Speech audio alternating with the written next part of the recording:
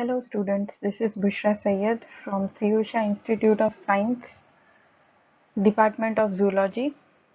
Today we will be studying about the equipments for animal cell culture laboratory given in the syllabus.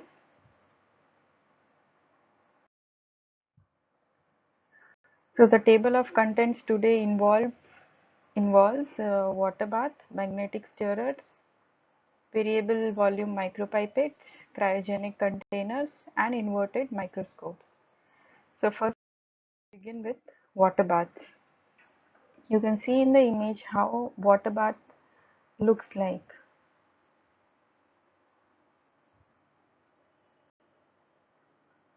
We have also seen in our laboratory, we have water bath in our laboratory we have used in the experiments for analyzing sugars in urine in the first semester.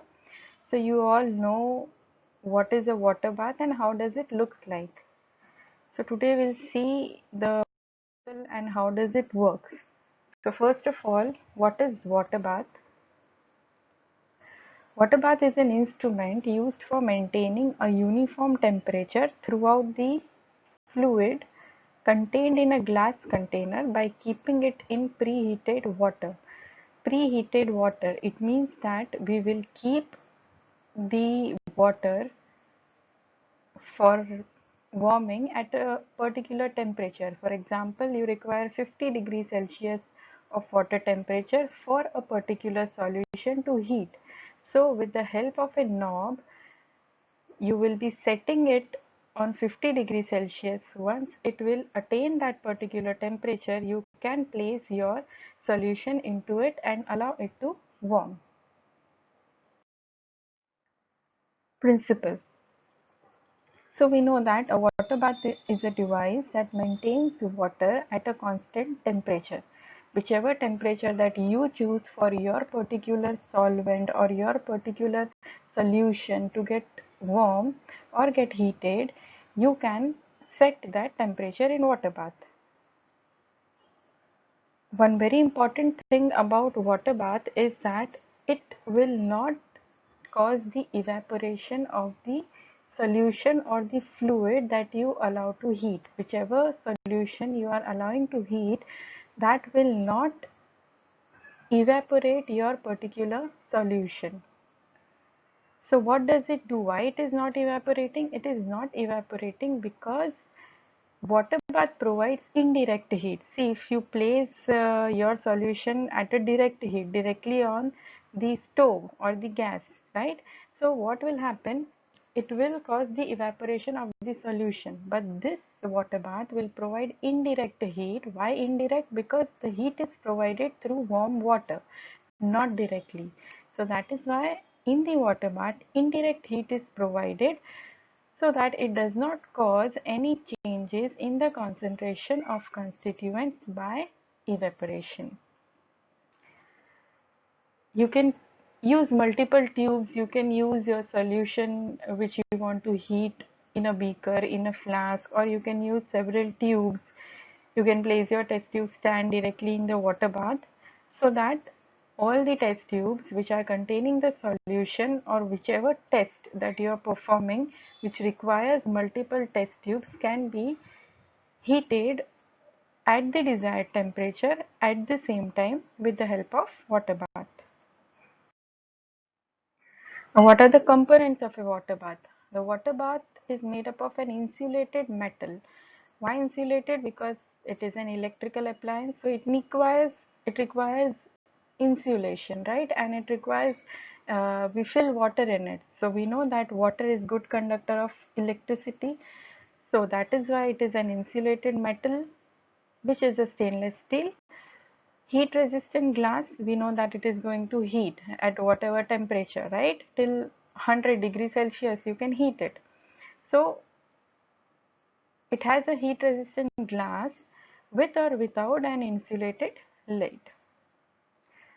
It has an electrical element which cause the heating. The electrical element is the major part of the water bath which will heat the water. contained in a trough. Trough is the container of the water bath where you fill the water. A propeller or a stirrer will circulate the water. We'll see the different types of water bath. So there are certain types of water bath in which the water circulates. So that circulation is caused by a propeller or a stirrer. These propeller or stirrer are not present in non-circulating water baths.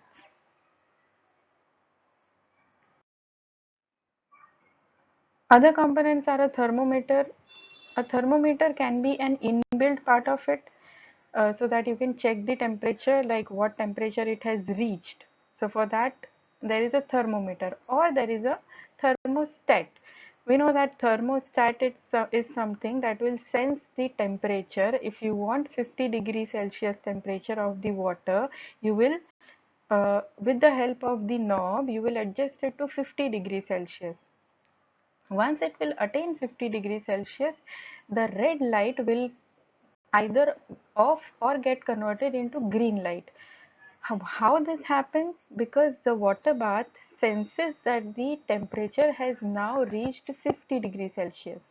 So that senses are being sensed by the thermostat. Okay. So yes, this is how a water bath looks like. These are the temperature controls, the lights which shows that either it is heating or not. We'll see what both these knobs actually mean. This is the trough or the cavity of the water bath. Here are the heating elements that we have previously mentioned. You fill water into it till your heating element gets immersed into the water.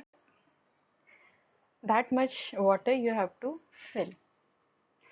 So here in the trough, if you see, there are certain blocks placed in it, in which you can place your test tubes, or you can directly place your beaker or flask.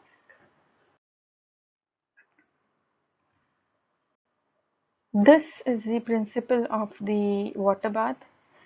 Here is the material stir which is being circulated, right? This is the diagram of a circulated water bath. So that is why we have a stirrer here which will circulate the water, the coil which will cool down once the water bath is switched off, the heater, the magnet, the motor which does the circulation of the water. This is the outlet that once your work is done with the water bath, you can drain the water out of the water bath. Now, water bath controls. There are different control over the water bath. The knobs that we have seen in the diagram. The first one is a temperature control. It could be a digital one. It could be a dialer one. Okay. It has an indicator light. If it is on, it means that it is heating. If it is off, it means that it has reached your set temperature, and thus it will maintain a constant temperature with the help of the thermostat. Safety control.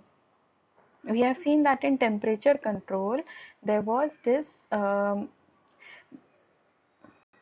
besides the temperature control, there was a safety control. Okay, it remains on when your desired temperature is reached. Okay, safety control is usually the maximum temperature limit. Like every water bath, there are different types of water baths. So every water bath has some or the other higher temperature limit. You cannot go, or you cannot set the temperature beyond that limit. For example, 100 degrees Celsius. Some water bath have the limit of 100 degrees Celsius. Even if you set your temperature above 100 degrees Celsius, it will not allow you to go beyond 100 degrees Celsius, since it is the maximum temperature limit, and that is being given by an indicator light which remains on once you reach your set temperature. Next is the shaking control. So this shaking control is present only in the shaking water bath.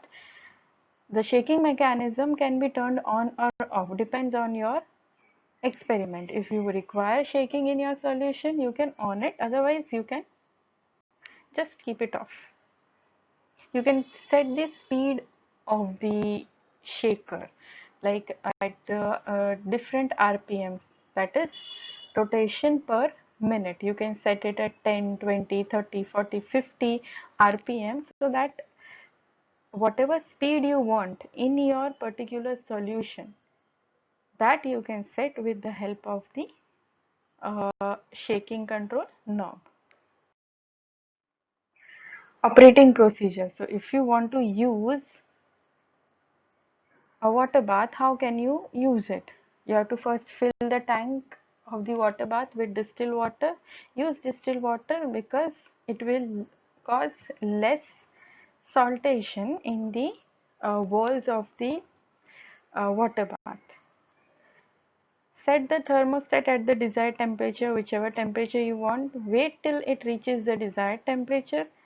Once it reaches the desired temperature, you keep your solution in the trough to get warmed. Now the types of water baths. The first one is the circulating water bath. It will circulate the water. The name only says that it will circulate the water in the water bath. It will maintain a particular temperature. Constant temperature will be maintained in the water bath due to the circulation. Enzymatic and serological experiments are the experiments in which such types of water baths are being used. Enzymatic and serological. Enzymatic are those which are associated with the study of enzyme. When you want to analyze some kind of enzyme, detect the presence or absence of some enzyme, or see the activity of some enzyme in a solution. In that case, sometimes you require warming of the solution. So in that experiment, you require a water bath, a circulating water bath. Serological experiments are those which are related to blood and serum experiments. So in the circulating water baths, here it will maintain a uniform temperature which will be circulated in the complete area of, it means that the complete area of the water bath, all complete water in the water bath will be continuously circulating, because of which what will happen, the temperature in the water will remain constant. Whereas when we talk about non-circulating water baths, they are just meant for convection or normal heating. Okay, they are not more accurate as the circulating water baths. They are less accurate in terms of temperature control, because of non-circulation, some part of the water is more heated, whereas the other part in the same water bath will be less heated. So there won't be any uniformity. That is why we usually use circulating water baths, not the non-circulating water baths. So this is the picture of a non-circulating water bath. This one is a circulating water bath. Here is a motor which will allow the circulation. This is your trough.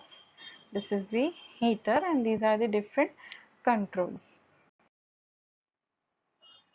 The third type of water bath is the shaking water bath. It has an extra control of shaking that we have already seen. You can turn on or off the shaking, and you can also maintain the speed of it. In microbiological experiments, they usually use the shaking water baths for the liquid grown cell culture, so that they can constantly mix with the air, and because of more aeration into the cultures will grow more sufficiently as compared to the stationary cultures. Like if you are placing a liquid grown cell culture in a stationary water bath, it will not circulate, so the growth will be less. But if it is circulating, the growth will be more because of more aeration into the beaker or the flask wherever you are growing your cell culture. Certain advantages of shaking water baths are they are user friendly since they have a digital keypad, they have convenient bath drains, adjustable shaking frequencies like whichever RPM, that is rotation per minute, you want to set, you can set. Bright LED display, optional lift up bath cover, power switch integrated in keypad, and warning and cut-off protection for low and high temperature. So these are the different advantages for shaking water baths. This is a shaking water bath. Here it shows the temperature control. This is the shaking control. This is the switch. This switch is for shaking on and off. If you are uh, keeping it on, you have to control your speed. You have to set your speed, that is the RPM, from this particular knob. From here you will be able to set your temperature, and this is the power switch. So this is a shaking water bath, and this are the troughs, and in the troughs there are the molds for the flask cap. You can keep your beaker or the flask in which you have your culture directly into this particular cavities. Yeah, so that's all about the water bath. We'll move towards the next, that is the magnetic stirrer. The diagram has shown you that it is a magnetic stirrer. With the help of magnet, you cause mixing in a particular solution, liquid solution. That is an apparatus called magnetic stirrer. So a magnetic stirrer or a magnetic mixture is a laboratory device that employs a rotating magnetic field to cause a stir bar immersed in a liquid to spin very quickly and thus stirring the liquid. It means that this device, with the help of a rotating magnetic field, it will cause the liquid to spin, to mix. The liquid will be mixed with the help of a rotating magnetic field. How this magnetic field is generated? With the help of stir bar immersed in the liquid. So whichever liquid that you are using, you want to mix or you want to stir, in that liquid only you have to immerse this particular bar magnet. See the principle. A magnetic stirrer is used to create a rotating magnetic field. How this field is produced? With the help of a small bar magnet. We all know what is a bar magnet. It looks like a bar. It is in a shape of bar. So a small bar magnet is there in the apparatus, and a stand or a plate on which you will be placing your uh, beaker or flask, whichever you want to stir. So this bar magnet which you are immersing into that particular solution is coated with plastic. It is not naked, but it is coated with plastic. The rotating field created by the rotation of this bar magnet placed beneath the vessel with the liquid, thereby causing stir in the liquid. So what will happen? Whichever, for example, you are taking a flask. In the flask you have some X solution you want to mix. So what you will do first, you have to switch on the magnetic stirrer. The magnetic stirrer has an inbuilt hot plate with it. So you can also set a particular temperature. Set the temperature, set the RPM, like in how many rotation you want the solution to mix. So you can set that also. In the flask in which you have taken your solution, you have to insert this small bar magnet. As soon as you place this flask with the bar magnet on the stand or the plate of the magnetic stirrer, you will see that the magnet will start rotating in the solution. After some time you will see that along with the rotation of the bar magnet, the solution will also start rotating and it will start mixing the components of the solution, thereby stirring the liquid. So a magnetic stirrer generally includes a heating system with it, so you can heat as well as stir at the same time. So this is the diagram here. If you see that this is the plate, here is your magnetic bar or the stir magnet. This is the beaker in which you have kept the solution.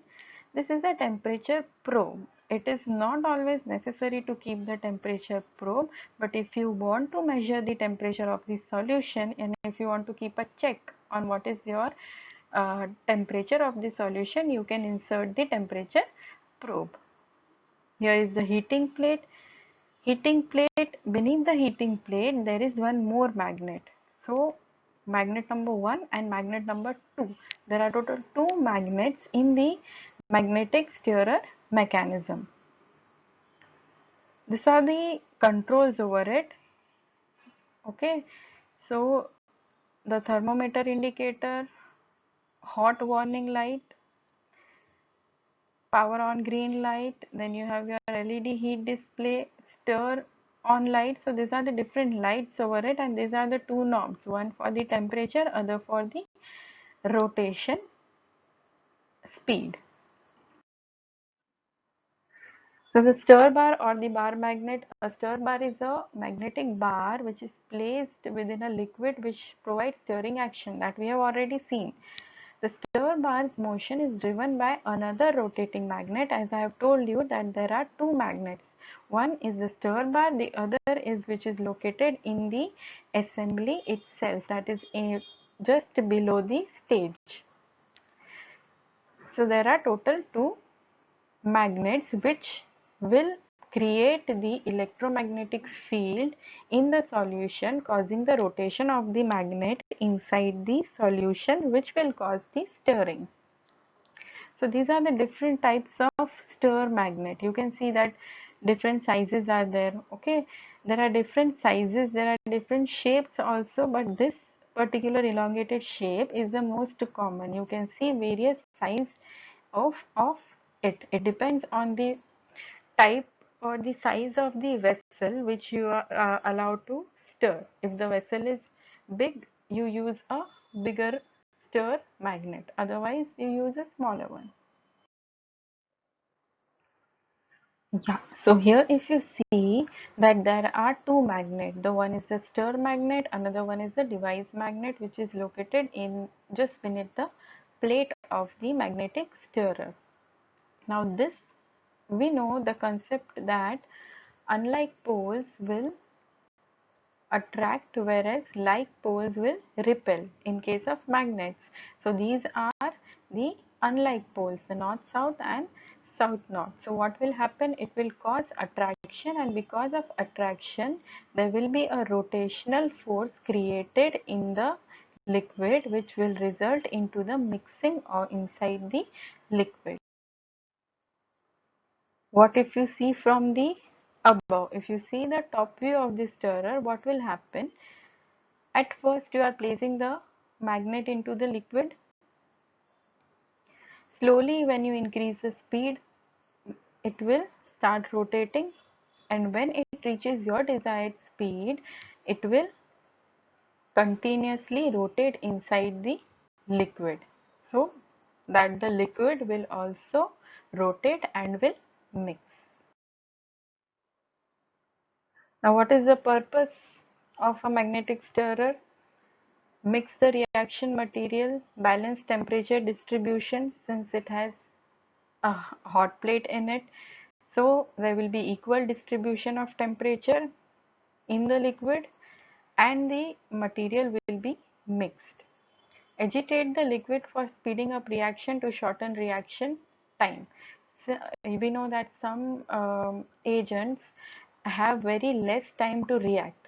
So if we cause agitation, it means if we cause the mixing into the solution, those agents will react more quickly.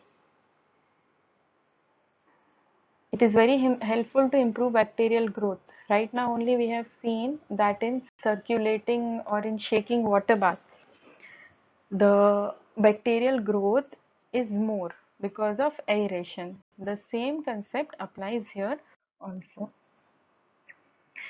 To prevent bumping when heating material is at all right position, okay?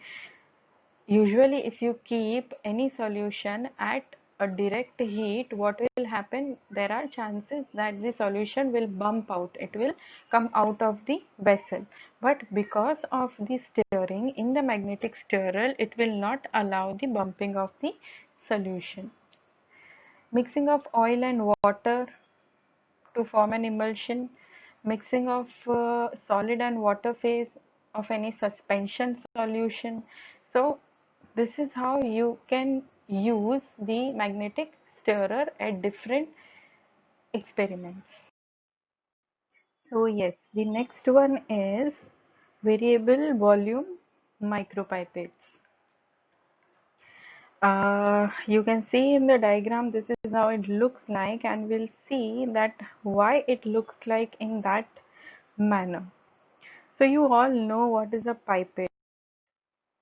You all have used a glass pipette in chemistry practical during titration. So we know that pipette is a laboratory tool commonly used in biology or chemistry or medicines to transport a measured volume. So whatever amount of volume you want to transfer into another solution, that you can measure and transfer. This is being done by a pipette. Micropipettes. So when we talk about micropipettes are piston driven air displacement pipettes. Piston driven. We know that what is piston. Okay, anywhere if there is some up and down motion with the help of a spring, so that is being caused by a piston. Yeah. So piston driven air displacement. So where the air will be moved with the help of a piston. That happens in the micropipettes. So why we call them as micropipettes? Because very less amount of liquid has to be measured and has to be transferred into another solution or medium. In microliters, we know that uh, microliter is a very small quantity. We know that 1000 microliter is equals to 1 ml. So very less quantity of solution if you want to transfer, we use the micropipettes. Now these micropipettes are of two different types. One is the fixed volume, another one is the variable volume. Fixed volume is that you cannot change the volume in the of the pipette. If it is, for example, here if it is a 5 microliter, so you cannot change it to some other microliter. You can just take 5 microliter with the help of that particular micropipette. That is a fixed volume micropipette. We have to study about the variable volume micropipettes. So there are different variable volume micropipettes available in the market. Okay, this one is the biggest one and shows that it will take the good amount of solution, right? This is a 5000 ml, 5000 microliter micropipette. It means that this is a variable volume. So this particular micropipette will allow you to take from 1000 to 5000 microliter of the solution into the pipette. So you can take variable volume with the help of one particular pipette. Different. So if we take the second one, this is for example a 1000 microliter micropipette. So from 100 microliter to 1000 microliter, whichever volume you want to take, you can take with the help of this particular pipette. You can see that the pipettes are a bit different. You have used the glass pipettes. Till now you are using the glass pipette in chemistry, right? But these are the micropipettes. They look different, they behave different. Why? Because we are taking very small amount of solution with the help of these pipettes, okay? And that is why they are piston driven air displacement pipettes. We'll see how they will work. See, if you see, we should first know what are the parts of a micropipette. This one is the plunger, which will which manually you have to push and use while using a micropipette. So this is the manual apparatus, a plunger. This is a tip ejector. Here is your tip. We'll see what are the tips also. So here is a tip which you have to fix at the end of the micropipette. So if you want to remove, you don't need to remove it with the help of your hands. You just have to push this one and this tip will automatically come out. Volume adjustment knob, because since this is a variable volume micropipette, so whichever volume you want to set, you set with the help of this volume adjusting knob. A micrometer, then a volume. Here you will be able to see, from here you will be adjusting it, and here you will be able to see that which volume you have set. It could be digital or it could be a normal indicator. The body of plastic, tip ejector arm, shaft. The shaft consists of this particular shaft consists of the piston inside it, okay, which will help you to take the solution into the pipette. And here is your tip. So these are the different tips. Different tips comes with different pipettes. So for a smaller volume pipette, you want a smaller tip. For larger volume pipette, you need larger tips. So these are the different variations in the tips also. The types of micropipettes. The first one is the air displacement pipette. A layer of air separates the piston from the liquid. So whichever liquid you want to take in the or measure in the pipette, there is a space between the piston and the liquid which is filled with air. Used for standard pipetting application. Positive displacement pipettes. Direct contact between liquid and piston. There is no air between it. There is no space between it.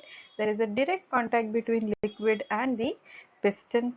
Used for PCR, that is polymerase chain reaction, where you want to amplify DNA, make the Xerox of DNA. That in that particular experiment or technique we use this particular pipettes. They are most accurate and are expensive as compared to the air displacement pipettes. The most advanced version of pipettes are the multi-channel pipettes. It means that they have several pistons and cylinders. They have several pistons. You can take many samples at a time. We'll see how does it looks like. Used for dosing liquid in a microtiter plates. We have studied about microtiter or 96 well plates in the previous semester.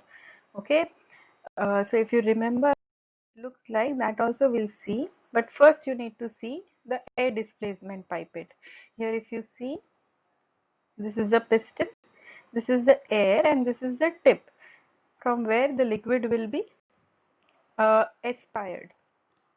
So there is a air between the piston and the liquid. This is the air displacement pipette. This is the other one where there is a air cushion between the liquid and the piston, where you will see a direct contact. Okay, there is not only air, there is air cushion between it. Okay. The multi-channel pipettes. Multi-channel, it means that there are many channels, many piston in it. So till now we were seeing that there is only one. You can take the solution only once and fill the other media wherever you require the solution only once. But with the help of this multi-channel pipettes, you can fill multiple solutions at a time. Okay. And they are used in the microtiter plates mainly during the animal cell culture. If it is single channel pipette, what will happen? You can fill only one well at a time. But if it is a multi-channel pipette, you will be able to fill multi-well at a particular time, which will reduce your time, your error, and it will bring ease in your experiment. Okay, so how to use a pipette? Very important thing that you should know. A micropipette, how to use a micropipette. What? This is a plunger. The whole game is of the plunger only and the tip, the way you handle the pipette. Okay, so what you have to do first, you have to aspirate the solution, right? So how will you aspirate the solution? What will happen? You have to push this plunger a little and aspirate the solution as shown here. Okay, you have to push the plunger and then pull it back so that it will automatically come to the second position and your solution will come into the tip.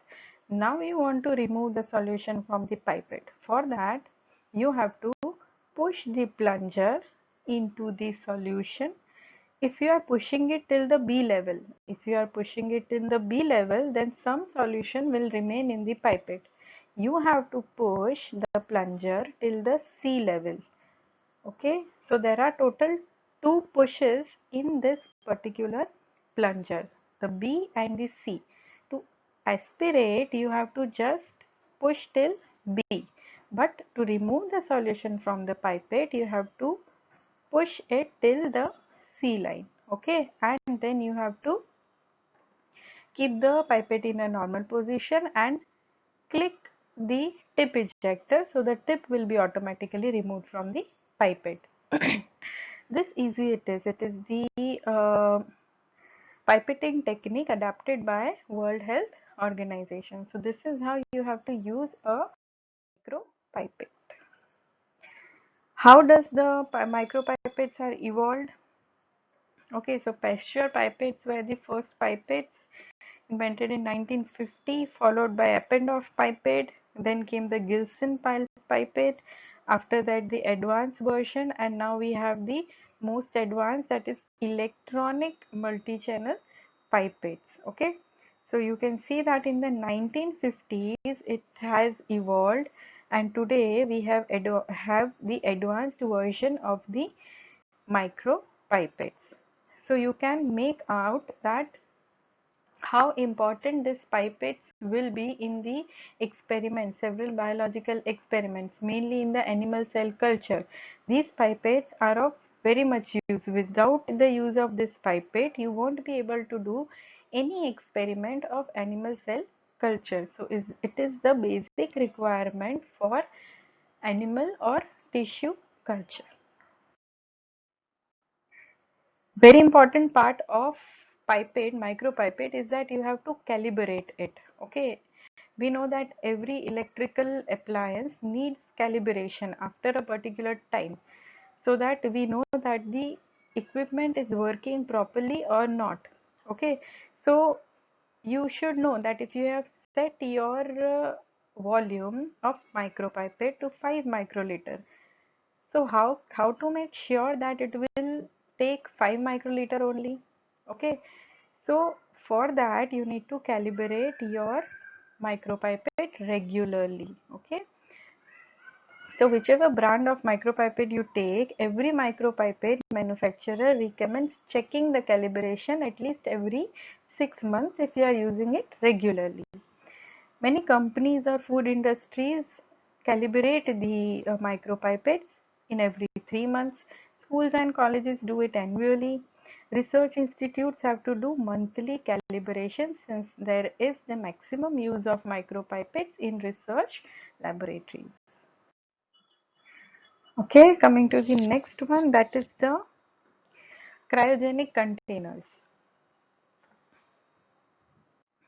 Cryogenic containers. The name only suggests that these containers will be having cryogenic temperatures, that is the temperature below 0 degrees Celsius. Okay, cryo means cold. Anything which is at frozen temperature is termed as cryo. So these cryogenic containers consist of liquid inside them which are below 0 degrees Celsius. So cryogenic liquid containers, also referred as liquid cylinders, are double-walled vacuum vessels with multi-layer insulation in the annular space. It means that between the outer wall and the innermost layer, that is a vessel, there is a multi-layer insulation. Okay, so where do you use it? What are the advantages of it? They are designed for the reliable and economic transportation and storage of liquefied gases. Liquefied gases, when you want to you transfer it with the use of cryogenic containers. These cryogenic containers are colder than minus 130 degree Fahrenheit, that is minus 90 degree Fahrenheit. You can imagine what level of coldness it will have, minus 90 degree Celsius. Okay, so this is the temperature inside the cryogenic container. What is the advantage of transferring liquid into it?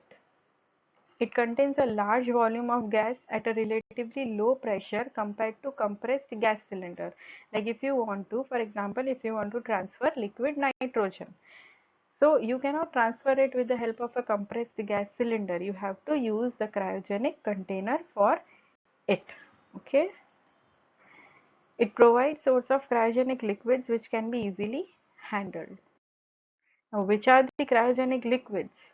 Liquid nitrogen, liquid oxygen, liquid argon, liquid helium. All of them are used at industrial and in the research laboratories for performing some or the other experiments. Liquid nitrogen is mostly used for the animal cell culture, usually for storing cells.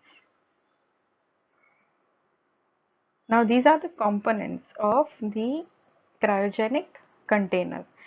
The inner pressure vessel. The inner pressure vessel has the capacity to bear cryogenic temperature, that is minus 90 degrees Celsius or below that, okay, which is made up of stainless steel or other materials which has suitable strength. Another vessel is the outer vessel. The outer vessel is made up of carbon steel or stainless steel. It is there to retain the insulation and maintain the vacuum around the inner pressure vessel. So this is the outer vessel, this is the inner vessel. In between there is an insulation. This insulation should remain maintained and the vacuum inside it should remain maintained, which is being maintained by the outer vessel. Inner pressure vessels are made up of those material which can bear the cryogenic temperature, whereas outer vessel cannot bear the cryogenic temperatures, that is minus 90 degrees Celsius or below that.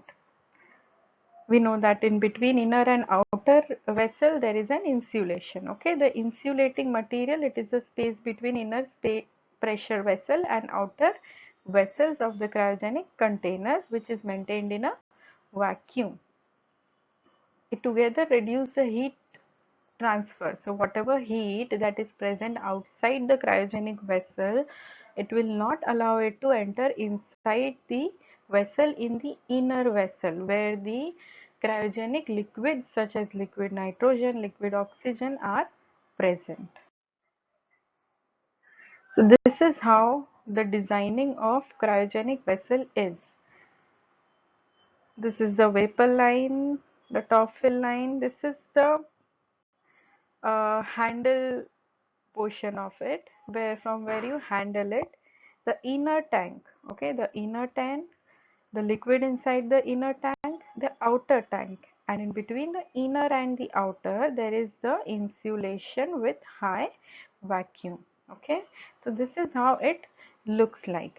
And when we talk about animal cell culture, the cryogenic containers are used to store the viable cells. For example, you are working on cancer cells. You want to store the cells for a longer period of time, and you want to do your experiment later.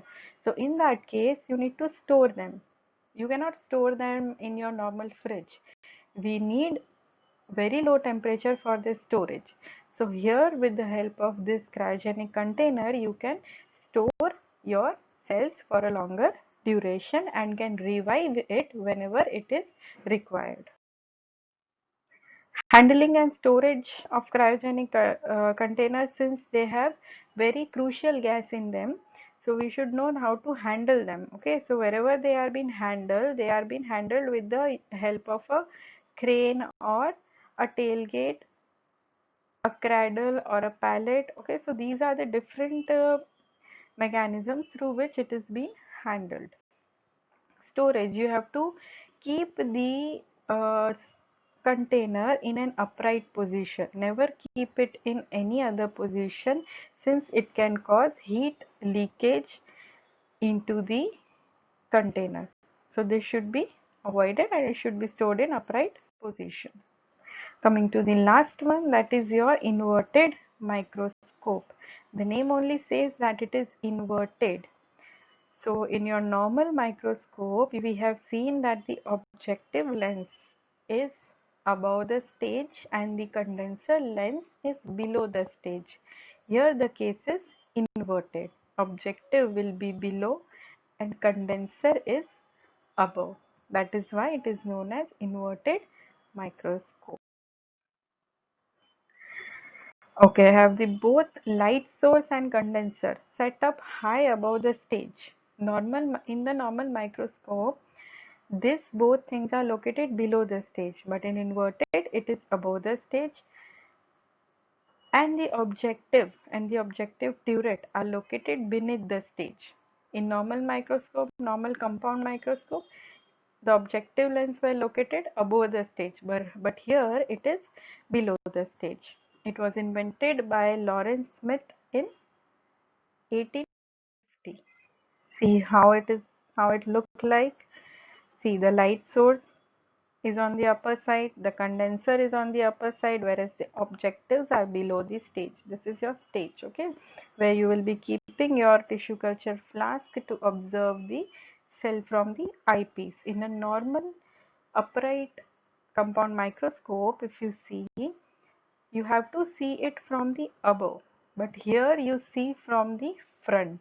Okay, so that is also one major difference between upright and inverted microscope. And in animal cell culture, we have to strictly use inverted microscope, since it will facilitate us to watch the cells in the tissue culture flask very easily.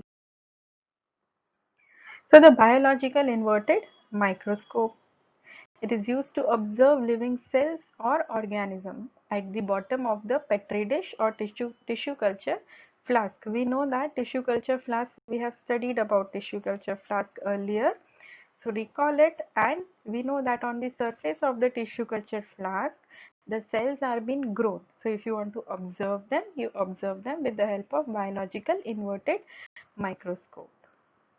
Living cell analysis. You can see the live cells in the inverted microscope in the natural condition. You don't have to keep it on a slide, you don't have to squash it or crush it, no cover slips required. You simply have to place your culture flask onto the stage of the microscope and have to observe it in the natural and live condition. So this is the difference between the two, the upright microscope and the inverted microscope. Objective is above the stage, objective is below the stage. Condenser is above the stage, condenser is below the stage. This is the major difference. Here you will observe it from the upper side, here you will observe from the front side. So this is the major difference between the upright and the inverted microscope. In the upright you have to prepare a slide, but here you can directly place your culture flask and observe it with the help of condenser. You can see the focusing knobs. You can see that the light source in the upright microscope is below, right? Here it is above. So that is also one major difference. So if you are asked with any kind of difference between upright and inverted microscope, you should know it. Okay, that's all for today. Thank you. If you have any query, you can contact me. Good luck.